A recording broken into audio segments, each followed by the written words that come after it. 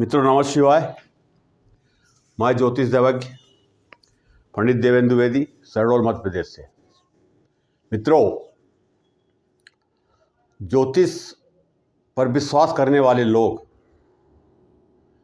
धर्म को मानने वाले लोग, ईश्वर के प्रति श्रद्धा और विश्वास हमें एक नए मार्ग पर ले चलती है। मित्रों, संसार में लगभग 8 अरब लोग हैं। 8 अरब को अगर 12 से विभाजित किया जाए तो लगभग 65-66 करोड़ लोग एक राशि पर आते हैं। 12 राशियां हैं तो एक राशि पर 65-66 करोड़ लोग आते हैं। 12 लग्न हैं, मेष लग्न, कर्क लग्न, कुंभ लग्न, मीन लग्न, ये 12 लग्न हैं। तो हर व्यक्ति का जन्म जो हुआ है किसी न किसी लग्न में हुआ है। आज मैं लग्न की बात करूंगा कि मेष लग्न से लेकर के मीन लग्न तक, इस लग्न में किन जातकों का जन्म हुआ है। मीन लग्न में जिन जातकों का जन्म हुआ है वो उनके जीवन में क्या प्रभाव होगा। तो लगभग 65-66 करोड़ लोग जो एक लग्न में जिनका जन्म हुआ है, उन्हें कौन सा रत्न धारण करना चाहिए, उनके इष्ट देव कौन हैं, योग कारक मारक ग्रह कौन से हैं, रुद्राक्ष कितने मुखी रुद्राक्ष धारण करना चाहिए, रत्न कौन से लगेंगे नहीं लगेंगे, किस ग्रह की महादशा, किस ग्रह की अंतर्दशा, योग कारक ग्रह की महादशा अंतर्दशा चल रही है या मारक ग्रह की। यदि योग कारक ग्रह की महादशा अंतर्दशा चल रही है और डिग्री वाइज यदि कोई ग्रह कमज़ोर है तो हमें क्या करना चाहिए। मारक ग्रह की महादशा चल रही है, जो परेशान करने वाले ग्रह हैं, उनके लिए, उनकी शांति के लिए हमें क्या करना चाहिए। ऐसे बहुत से अनेक प्रश्न हैं जो हर व्यक्ति जानना चाहता है कि हमारी कुंडली में छिपे रहस्य क्या हैं। उन रहस्यों को जानना हर व्यक्ति का अधिकार भी है, जरूरी भी है। और ये वीडियो जो मैं आपको दे रहा हूँ, ये 12 वीडियो होंगे। ये पहला वीडियो है मीन लग्न का। 12 वीडियो होंगे जिससे लगभग जितने लोगों का जन्म किसी भी लग्न में हुआ है उन्हें ये पता चल सके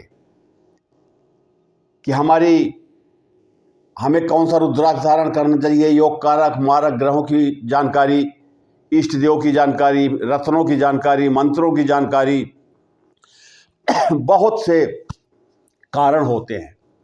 आज मैं मीन लग्न की बात करूंगा आपसे कि मीन लग्न में जिन लोगों का जन्म हुआ है, राशि नहीं बोल रहा हूं, ध्यान रखिएगा।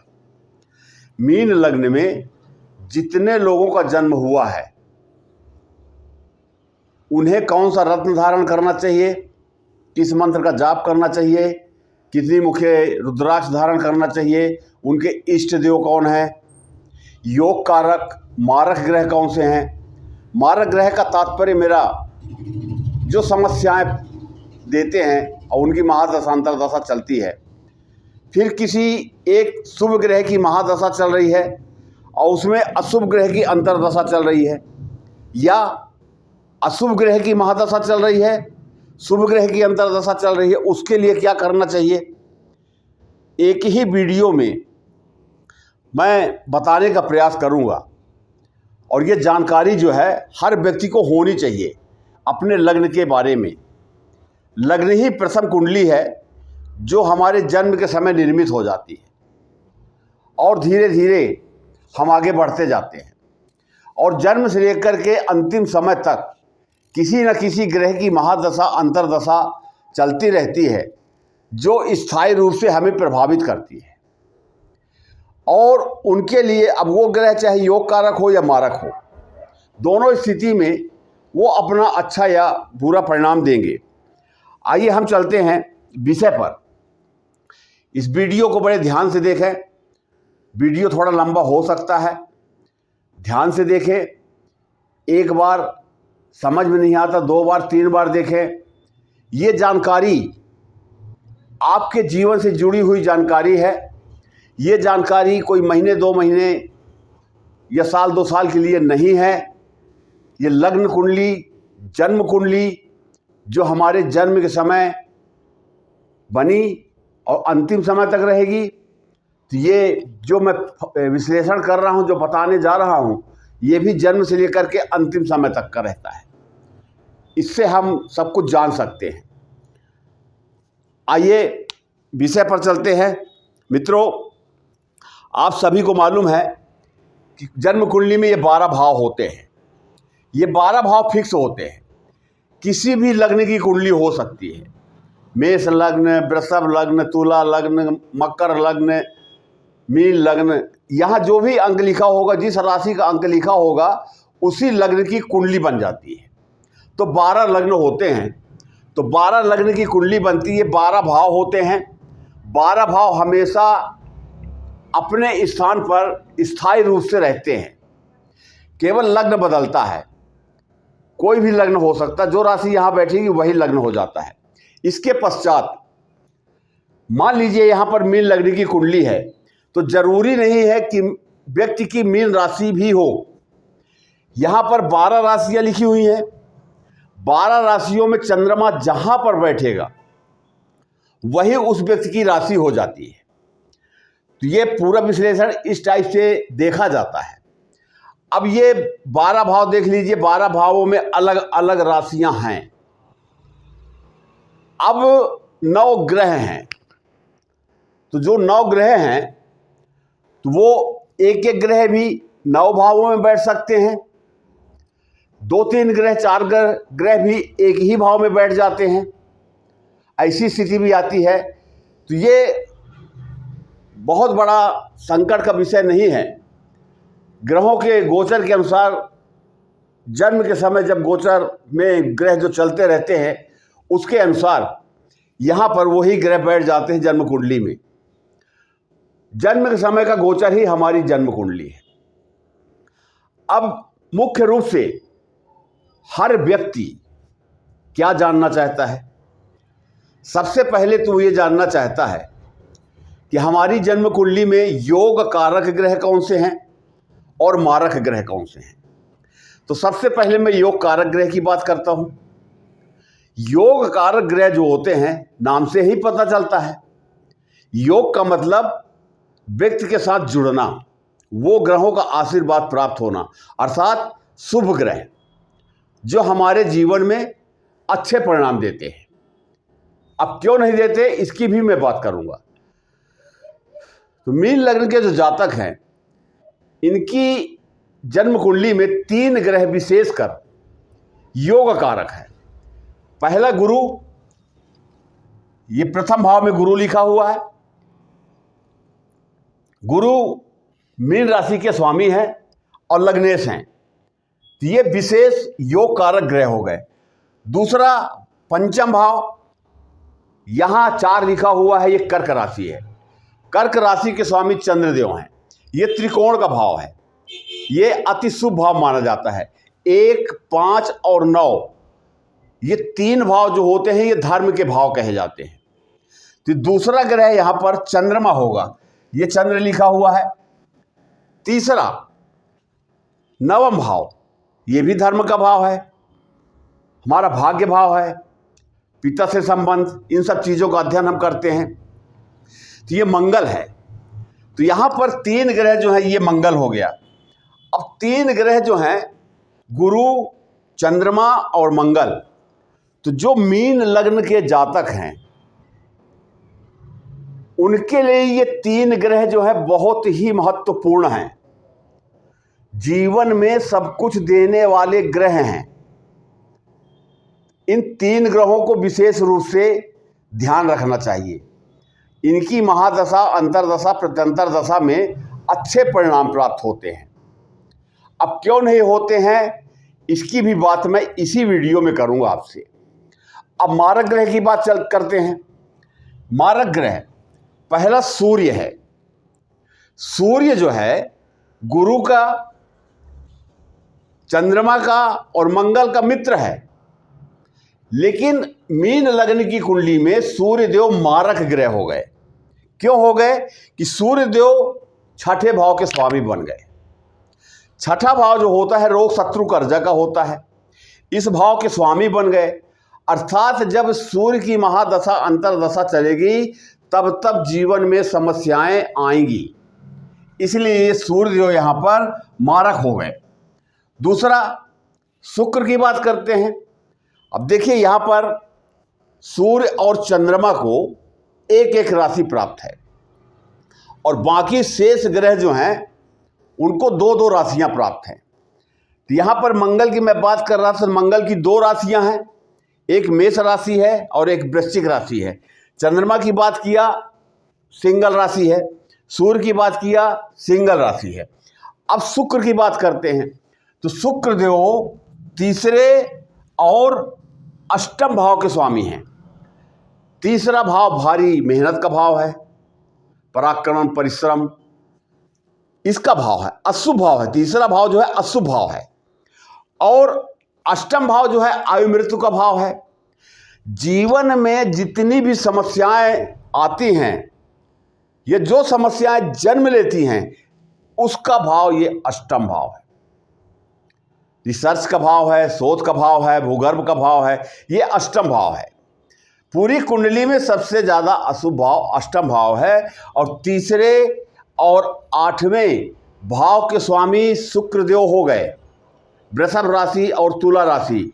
तो ये शुक्र जो है ये मारक ग्रह में आ गया, परेशान करने वाली। जब महादशा अंतरदशा आएगी तब तब समस्याएं खड़ी होती हैं। अब आते हैं बुध की बात करते हैं। बुध एक ऐसा ग्रह है कि बुध की चंद्रमा और मंगल से शत्रुता है और बाकी सूर्य, गुरु, शुक्र, शनि, राहु, केतु इनसे मित्रता है और जन्म कुंडली के स्थिति के अनुसार ये अपना फल प्रदान करता है। तो यहाँ पर बुध देव जो है उनकी दो राशियां हैं, मिथुन राशि और कन्या राशि, और दोनों राशियां केंद्र में हैं। अच्छे से समझने का प्रयास कीजिएगा प्लीज, आप समझ लेंगे तो मेरी मेहनत सार्थक हो जाएगी। चौथे भाव और सप्तम भाव के स्वामी बुधदेव हैं, मिथुन राशि और कन्या राशि। लेकिन यहां पर एक नियम है कि केंद्र में 1, 4, 7 और 10 इन चार भावों में केंद्र में यदि किसी भी ग्रह की दो राशियां आ जाती हैं तो उसे केंद्राधिपति दोष लग जाता है। यहां पर देखिए दो राशियां हैं गुरु की, मीन राशि और धनु राशि।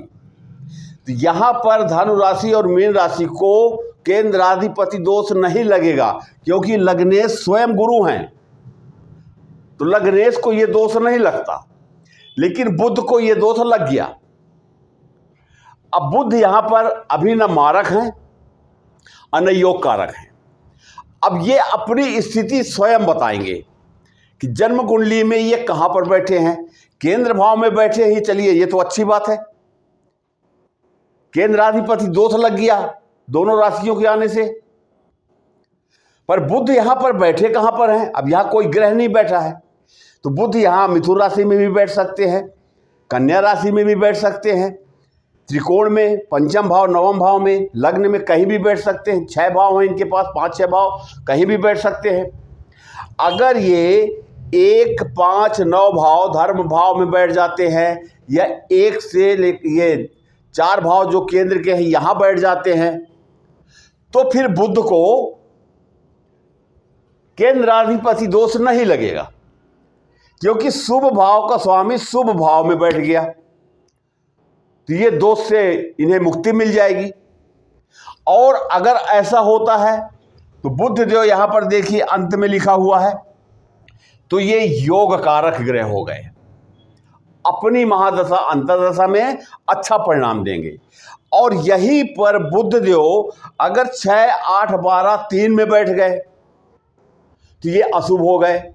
तो अपनी महादशा अंतर्दशा में ये अशुभ फल देंगे। इसलिए बुध को अलग रखा गया है। 3 ग्रह गुरु चंद्रमा मंगल, ये 3 ग्रह योग कारक हो गए। सूर्य शुक्र शनि राहु केतु ये मारक ग्रह हो गए। इनकी महादशा अंतर्दशा में शुभ फल होंगे और इनकी महादशा अंतर्दशा में अशुभ फल होंगे। बुध जो है स्थिति अनुसार निर्णय होगा कि ये शुभ है या अशुभ। ये तो ग्रह की बात हो गई। अब आते हैं कर्क राशि का। मैंने आपको बता दिया कि ये सिंगल है, पंचम भाव में बैठे हैं, शुभ हैं, कोई दिक्कत नहीं है। इनकी एक ही राशि है। सिंह राशि को मैं बता दिया हूं कि ये अकेले बैठे हैं, इनकी भी सिंगल राशि है। अब यहां पर 6 7, अब यहां हम शनि की बात करते हैं। शनि महाराज यहां पर एकादश और द्वादश भाव के स्वामी हैं। इन दोनों भावों को अच्छा नहीं माना जाता। एकादश भाव और द्वादश भाव, एकादश भाव आय भाव है, इच्छा पूर्ति का भाव है, लेकिन अच्छा नहीं माना जाता। तीसरा आय, तीसरा छठा और आय का भाव जो होता है ये अच्छा नहीं माना जाता। तो यहां पर शनि महाराज भी मारक हो गए। तो ये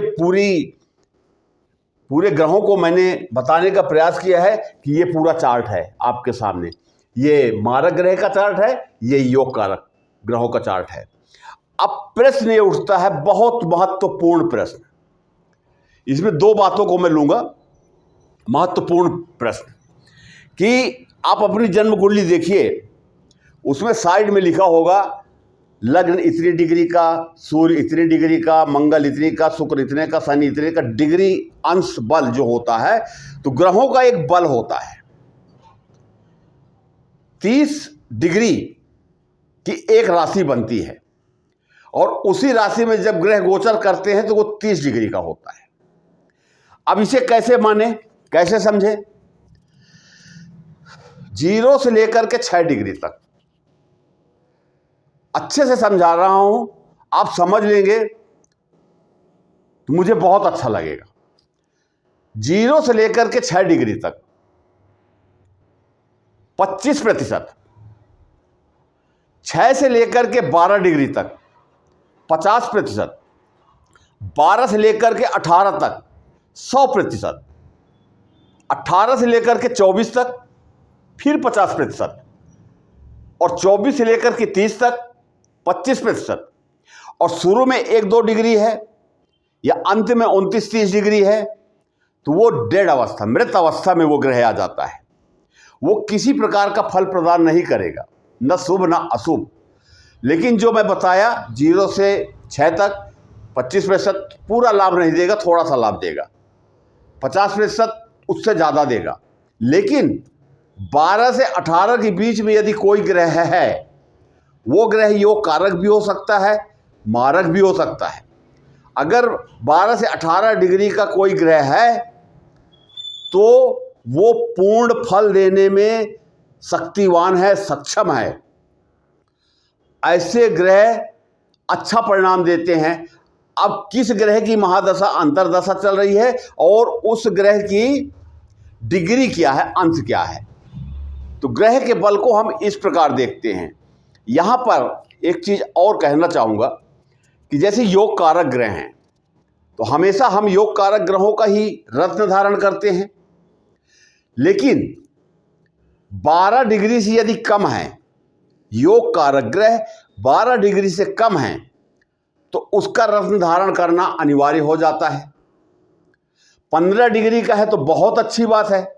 12 से 18 डिग्री है तो रत्न धारण नहीं करना है, कोई अर्थ ही नहीं है, क्योंकि ग्रह तो पहले से बली है, पूर्ण बली है। हमें उसे कुछ भी नहीं करना है, कोई छेड़छाड़ नहीं करनी है उसके साथ। हम उसे प्रसन्न करने के लिए उसके मंत्र का सहारा ले सकते हैं। अशुभ ग्रह जो मारक ग्रह हैं, उनकी महादशा अंतर्दशा में उनका भी रत्न धारण नहीं करना चाहिए। और मारक ग्रहों का अंश कमजोर है, 4-5 डिग्री, 8 डिग्री, 7 डिग्री इस टाइप से है। तो ये मीन लगने के जातकों के लिए ये बहुत अच्छी बात हो गई, क्योंकि उस ग्रह को जब बल नहीं मिलेगा तो वो अशुभ फल देने में भी असमर्थ हो जाएगा, अंश बल के अनुसार उतना ही वो नुकसान करेगा जितना अंश बल दिखा रहा है। इस बात का ध्यान रखें आप। तो ये तो हो गई बात भाव की, ग्रहों की और रत्नों की। ये संपूर्ण जानकारी आप प्राप्त भी कर सकते हैं, नंबर दिया गया है, संपर्क कर सकते हैं। ये हो गई बात। अब आते हैं, डिग्री भी आप समझ गए, पर यहां पर केवल हम इतने में संतुष्ट नहीं होते कि डिग्री है, बढ़िया है, अच्छा फल देगा, है अच्छी बात है, लेकिन इसको और जांचने के लिए और स्पष्ट करने के लिए हमें क्या करना चाहिए? भाव का बल देखना चाहिए कि किसी एक गरीब असहाय व्यक्ति को जो छोटे से मकान में रहता है, उसे अच्छे मकान में आप ले जाइए, जहां A1 का सोफा लगा हुआ है, एसी लगा हुआ है, लग्जरी आइटम्स हैं, भौतिकता का सामान लगा हुआ है। तो वो गरीब व्यक्ति जब वहां जाएगा तो अपने आप को बहुत भाग्यवान समझेगा, अपने आप में उसे खुशी होगी कि मैं कहां से कहां था, कहां आके बैठा हूं। ठीक इसी प्रकार से कोई ग्रह किसी न किसी भाव में तो बैठेगा, किसी न किसी राशि में बैठेगा। तो यहां पर ग्रह का बल तो आप समझ गए। अब भाव के बल को देखना है, तो भाव बल क्या है? भाव बल अष्टक वर्ग सारणी से देखा जाता है। सर्वाष्टक वर्ग सारणी बोलें या अष्टक वर्ग सारणी बोलें, उससे देखा जाता है। यह सर्वाष्टक वर्ग सारणी को लेकर के बातें कम हुई हैं, इसकी जानकारी कम लोगों को है, लेकिन बहुत महत्वपूर्ण है, इसकी जानकारी भी होना चाहिए। इसमें बिंदु दिए होते हैं। अब अष्टक वर्ग सारणी बनता कैसे है? सूर्य, चंद्र, मंगल, बुध, गुरु, शुक्र, शनि, 7 ग्रह ये हो गए। अब 8वां मिला लेते हैं हम लग्न को, तो 8 हो गए। ये 8 को मिला करके सर्वाष्टक वर्ग सारणी बन जाता है। और एक ग्रह दूसरे ग्रह को आपस में कुछ पॉइंट्स देते हैं, जिसे हम रेखाएं भी कह सकते हैं, बिंदु कह सकते हैं। नॉर्थ इंडिया में रेखाएं बोलते हैं, साउथ में बिंदु बोलते हैं, कुछ जगह पॉइंट्स बोलते हैं, अंक बोलते हैं, गिनती बोलते हैं, कुछ भी बोल लीजिए, समझ में आ जाए बस। यहाँ पर मैं बिंदु शब्द का प्रयोग करूँगा। तो यहाँ 1 से लेकर के 24 अंक अगर लिखा है, 12, 15, 18, 20, 22 किसी भी भाव में, तो वो भाव को प्रकट करता है, भाव के बल को प्रकट करता है। 24 से 28 अगर है तो सामान्य स्थिति है, 24 से अगर नीचे जाता है तो समस्या देने वाली स्थिति बन जाती है, और 28 के ऊपर जाता है तो अच्छे परिणाम देखने को मिलते हैं, शुभ परिणाम देखने को मिलते हैं। भाव का बल, उस ग्रह को भाव का बल प्राप्त हो गया तो डिग्री वाइज भी बल ही हो गया और भाव का बल भी प्राप्त हो गया। तो उस भाव से संबंधित अब क्या है? प्रथम भाव, चतुर्थ भाव, दसम भाव और सप्तम भाव, पंचम भाव और नवम भाव, इसमें ज्यादा होना चाहिए, 28 से ऊपर होना चाहिए। 30, 35, 38, 40 कुछ भी चला जाए, जितना ऊपर जाएगा उतने अच्छा है, उतना भाव का बल हमें प्राप्त हो रहा है। देखिए यहाँ पर ये अदृश्य रूप में दिख रहा है आपको। तो यहाँ कोई भी गिनती हो सकती है। मान लेते हैं हम कि लग्न में हमको 36 बिंदु प्राप्त हो गए हैं, इसी प्रकार से हर उसमें बिंदु प्राप्त होंगे। और जैसा मैंने आपको कहा कि 6, 8 और 12 के जो स्वामी हैं, अंश बल से यदि कमजोर हैं तो अपनी महादशा अंतर्दशा में ये अशुभ परिणाम देने में असमर्थ हो जाएंगे, उतना ही देंगे जितना अंश बल दिख रहा है। इसी प्रकार से 6, 8, 12 में अष्टक वर्ग सारणी में बिंदु कम होना चाहिए, क्योंकि इस भाव को का बल जो है कमजोर होना चाहिए कि ये इस भाव से संबंधित फल जो है हमें प्राप्त ना हो, कम मिले। मान लीजिए यहाँ पर 25 है तो ये भाव का बल जो है कमज़ोर हो गया। सूर्य जो यहाँ पर हैं, सूर्य का अंश बल अगर कमज़ोर हो गया तो बहुत अच्छी बात है। और यहीं पर यदि भाव बल 28 के ऊपर निकल गया तो ये भाव का जो फल है रोग शत्रु कर्जा वो बढ़ जाएगा। इसी प्रकार से आयु मृत्यु का भाव का बल जो है बढ़ जाएगा। यहाँ द्वादश भाव में खर्चा का है, बीमारी का है, इसका भाव बल बढ़ जाएगा। तो 6, 8, 12 3 भावों में बिंदु भी कम होना चाहिए और उस ग्रह की डिग्री जो है अंश बल भी कमजोर होना चाहिए। शायद आपको अच्छे से समझ में आया होगा, नहीं आया है तो 1-2 बार प्लीज़ रिपीट करके आप देख लें। ये कुंडली कोई महीना 15 दिन की नहीं है, ये आपके जीवन से जुड़ी हुई जानकारी है। आप हमेशा इसे देख सकते हैं। जब भी आपको रत्न धारण करना हो या किस मंत्र का जाप करना है, कुछ भी करना है, आप खुद भी देख सकते हैं, बिल्कुल सरल भाषा में देख सकते हैं। अब आते हैं यहाँ पर कि एक महत्वपूर्ण प्रश्न आप लोगों का रहता है कि हमारी कुंडली में इष्ट देव कौन है। हर कुंडली में इष्ट देव अलग हो जाते हैं। मेष लग्न से मीन लग्न तक हम जब अध्ययन करते हैं तो हर लग्न में इष्ट देव बदल जाते हैं। अब जैसे यहाँ मीन लग्न है तो मीन लग्न के जो जातक हैं, मीन लग्न के जातक जो है पंचम भाव, ये इष्ट देव का भाव है। ये विद्या बुद्धि संतान का भाव है, शेयर मार्केट का भाव, म्यूचुअल फंड का भाव, इन्वेस्टमेंट का भाव, फिल्मी दुनिया कलाकार, टीवी के कलाकार, गीतकार, संगीतकार, लेखक, प्रेम संबंध, इन सब बातों का ये भाव है। और ये सब बातें हैं हर व्यक्ति के जीवन से जुड़ी हुई होती हैं। यहां पर 4 लिखा हुआ है, ये कर्क राशि है। तो सबसे पहले हमें देखना है कि कर्क राशि की स्थिति क्या है, इसके स्वामी की स्थिति क्या है। तो हम स्वामी की स्थिति को डिग्री देखेंगे कि चंद्रमा किस स्थिति में है। अच्छी स्थिति में और अच्छे भाव में होना चाहिए, 6, 8, 12 में नहीं होना चाहिए। अच्छी स्थिति में अच्छे भाव में होना चाहिए। अब यहाँ पर चंद्रदेव जो हैं, मीन राशि के जो जातक हैं, चंद्रदेव उनके इष्ट देव हो गए। इनके मंत्र का जाप, चंद्रदेव के मंत्र का जाप हमेशा करना चाहिए।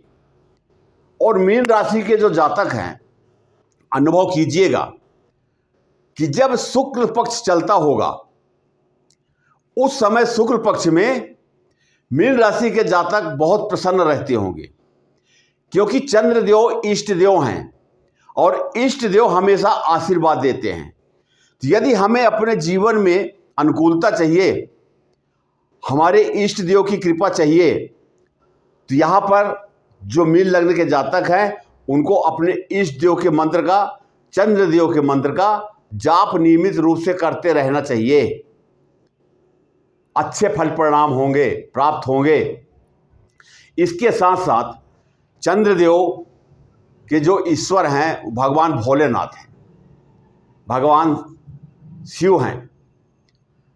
तो उनकी पूजा करनी चाहिए, उनकी आराधना करनी चाहिए। और समय समय पर सोमवार का दिन जो है, मीन राशि के जो जातक हैं, सोमवार का दिन एक विशेष दिन हो जाता है इनके लिए, इष्ट देव का दिन हो जाता है। तो ये तो इष्ट देव मैंने आपको बता दिया और पूजा भी बता दिया कि आप भोलेनाथ की पूजा करें और चंद्रदेव को इष्ट देव माने। अब इसके बाद आते हैं रत्नों की हम बात करें कि रत्न मीन लग्न के जो जातक हैं उन्हें कौन सा रत्न धारण करना चाहिए।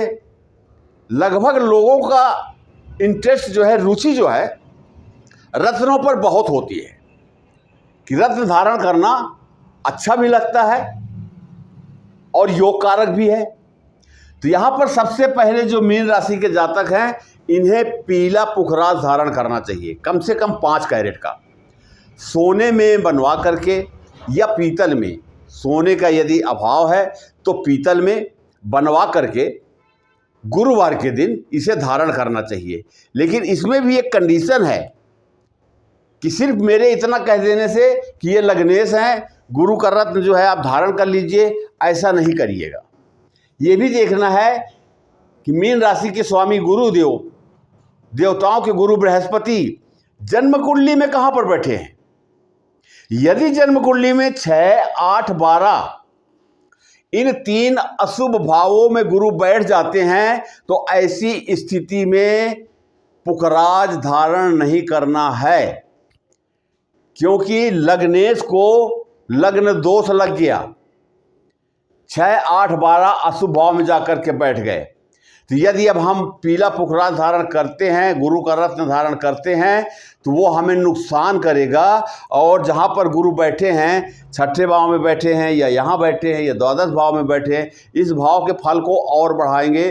तो कौन ऐसा व्यक्ति होगा? एक उदाहरण ले लेता हूँ कि गुरु 6ठे भाव में बैठ गए हैं, लग्नेश होकर के 6ठे भाव में बैठ गए हैं, और 6ठे भाव में बैठने के बाद जो हम अगर रत्न धारण कर लेते हैं, इसका तात्पर्य ये हुआ कि हम गुरु को बल दे रहे हैं, गुरु को मजबूत कर रहे हैं। तो जब गुरु बली होंगे, मजबूत होंगे, तो इस भाव के फल को जागृत करेंगे और बढ़ाएंगे। तो कौन ऐसा व्यक्ति होगा जो रोग और शत्रु कर्जा के चक्कर में फंसना चाहता है? शायद कोई नहीं होगा। इसलिए लग्नेश अगर 6, 8, 12 में है तो पीला पुखराज धारण नहीं करना है। इसकी जगह में 5 मुखी रुद्राक्ष 1 दाना या 54 दाना, 27 दाना, 108 दाना का माला अभिमंत्रित करके, मंत्रों से सिद्ध करके आप धारण कर लीजिए, सबसे अच्छा यही होगा। अब यहाँ चंद्रमा की हम बात कर लेते हैं। चंद्रमा जो है पंचम भाव का स्वामी है, इनकी एक ही राशि है, कर्क राशि। चंद्रमा की भी स्थिति वही देखनी है कि अशुभ भाव में तो नहीं बैठे हैं, 3, 6, 8, 12 में तो नहीं बैठे हैं। 3, 6, 8, 12 में यदि बैठे हैं तो चंद्रमा का रत्न भी धारण नहीं करना है। 12 से 18 डिग्री के मध्य अगर बीच में चंद्रमा है तो धारण नहीं करना है। कम डिग्री है और शुभ भाव में चंद्र बैठे हैं तो फिर एक अच्छा मोती चांदी की अंगूठी में बनवा करके सोमवार के दिन धारण करना चाहिए। यही नियम लागू होता है मंगल के ऊपर। मंगल भाग्येश हैं, नवमेश हैं। मंगल भी यदि 6, 8, 12 में बैठ जाते हैं तो ये अशुभ हो जाता है। ऐसी स्थिति में भी मंगल का रत्न मूंगा जो है धारण नहीं करना चाहिए। मंगल देव यदि इन 4 भावों में और त्रिकोण के भाव में बैठते हैं तो उत्तम हो जाता है, और 12 से 18 डिग्री के बीच में है तो रत्न धारण ना करें।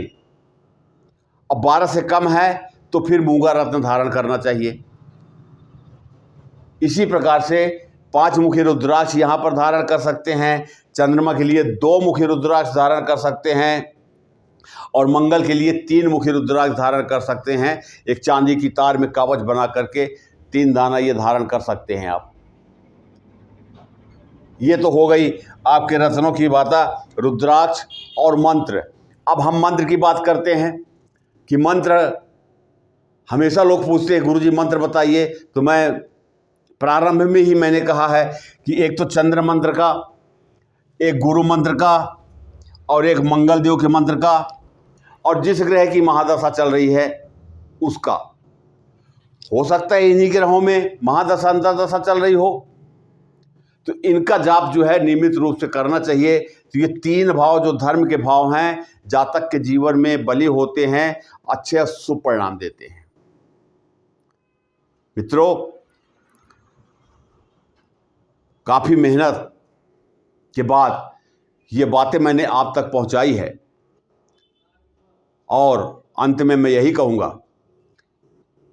कि जन्म कुंडली देखना अच्छी बात है, गोचर कुंडली देखना अच्छी बात है, पर संपूर्ण जानकारी किसी अनुभवी ज्योतिषी से आप एक बार ज़रूर देखें, पूछें आप, जानकारी होनी चाहिए। और जन्म कुंडली के ग्रहों को, जन्म कुंडली की महादशा अंतर्दशा को यदि हम कंट्रोल कर लेते हैं, उन्हें शांत कर लेते हैं, या शुभ फल देने के लिए हम उपाय कर लेते हैं, तो बाकी कुंडली देखने की शायद जरूरत नहीं पड़ती है। मुख्य कुंडली आपकी जो है लग्न कुंडली है। तो ये आज जो छोटा सा ज्ञान था मेरे पास, मैंने आपके साथ शेयर किया। आप किसी भी प्रकार की जानकारी चाहते हैं, अपनी जन्म कुंडली का विश्लेषण करवाना चाहते हैं, तो दिए गए व्हाट्सएप नंबर में अपना नाम, जन्म तारीख, जन्म समय, जन्म स्थान, जिला, प्रदेश और देश लिख करके मैसेज कर दीजिए।